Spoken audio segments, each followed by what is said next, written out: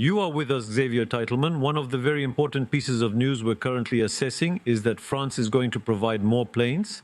In any case, that's a hypothesis for now that France will provide more planes to Ukraine. What do we know about it, according to your information, Xavier? For now, not much. It's a statement from Kuleba, who is the former Ukrainian foreign minister, who said this in an interview with Le Monde. France has promised to give 10. And actually, there will soon be an additional announcement from France, not to offer 10 Mirage 2000, but to increase the number to 20. So obviously, we already thought that only 6 were supposed to be delivered. So now it's confirmed that there are still a few more that are supposed to arrive. And now the question is, where are these planes coming from, since we're talking about a very large number? For the Ukrainians, this is really a big boost to their air defense. To intercept the missiles, just imagine, if you add about 10 Mirages per day, you can intercept 20 or 30 more missiles per day. Those are the numbers I was given on site. One plane intercepts between 2 and 3 missiles and kamikaze drones each day. So when you intercept 30 more missiles, that's lives saved. That's infrastructure protected. So it's really something that's very useful and highly anticipated by the Ukrainians. Explain to us exactly what that represents. You know all this thoroughly. You have in mind the air fleet, everything that flies in Ukraine and around Ukraine. What does it represent for now? What France is giving and what more could it give? So, the Ukrainians, they have roughly between 60 and 70 aircraft Soviet-origin fighter jets, which are either from their own fleet or have been provided to them by countries like Bulgaria or Poland. In addition, there are currently between 25 and 28 F-16s that have been delivered, and we thought there were 6 French Mirage 2000s.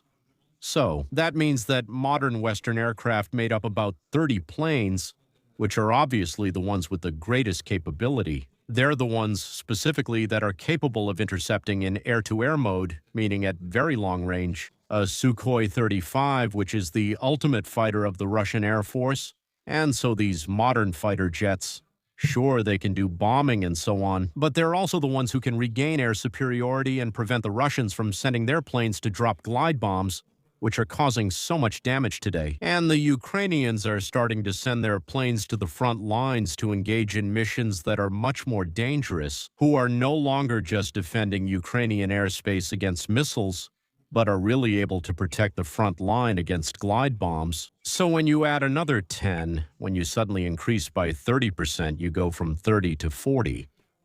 Western aircraft. Obviously, that's a significant operational capability, which is very important, and would allow firepower to be brought to the entire front. And not just having 3, 4, or 5 planes that can occasionally cover a 1,000-kilometer front, that's not enough. And 2 questions about that, Xavier Teitelman. Do the French quite simply have these Mirage 2000s in stock? Can we find them? And secondly, do the Ukrainians have enough pilots to be able to fly them?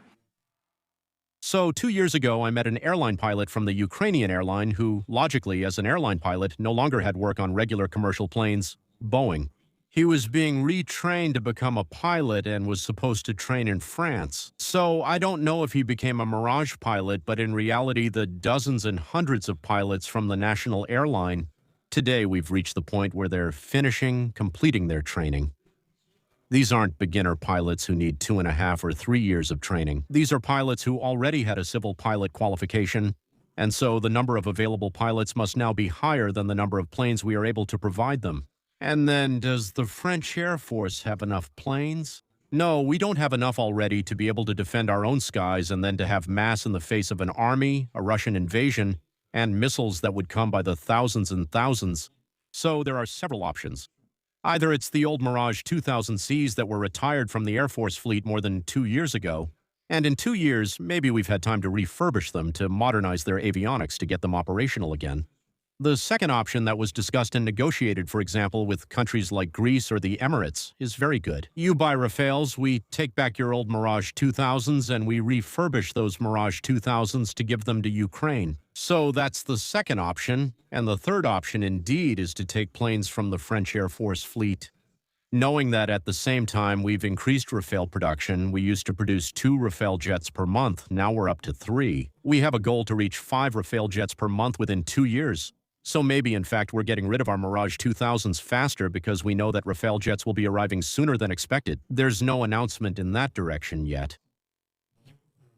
Michel, yes, everything has been said from a theoretical point of view. What does the army say about these two? The army says bravo, but no. But it's also important to give some signals, to take some initiatives. So actually the help continues, but it's invisible. So from time to time, you have to show something, to show that we're doing it, we're still supporting Ukraine, maybe even increasing the aid.